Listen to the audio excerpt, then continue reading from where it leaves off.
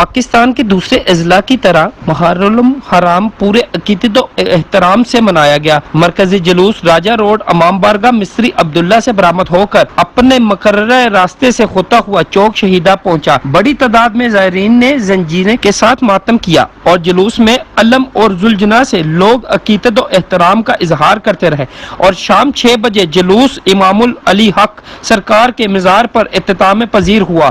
اس کے ساتھ ہی اگر سیکیورٹی کے حوالے سے بات کی جائے تو ڈی پی او سیالکوٹ نے کسی بھی واقعے سے نمٹنے کے لیے سخت اور فول پروف سیکیورٹی کا انتظام کیا اور مختلف علاقوں میں 60 سی سی ٹی وی کیمراز نصب کیے، جبکہ خود اس کی نگرانی کی۔ جلوس کی سیکیورٹی کے لیے 1200 سے زائد پولیس اہلکار، ایلیٹ فورس کے جوان، قومی رضاکار اور ریسکیو کا عملہ تعینات کیا گیا۔ کسی بھی ہنگامی صورتحال سے نمٹنے کے لیے رینجرز کی 2 کمپنیاں ریزرو کی گئی۔ اسی طرح 1122 کی کارکردگی بھی کسی سے ڈکی چھپی نہیں۔ انچارج 1122 کے مطابق فرسٹ ایڈ کا بہترین انتظام بھی کیا گیا۔ Imran but, Raj news, Sialkot.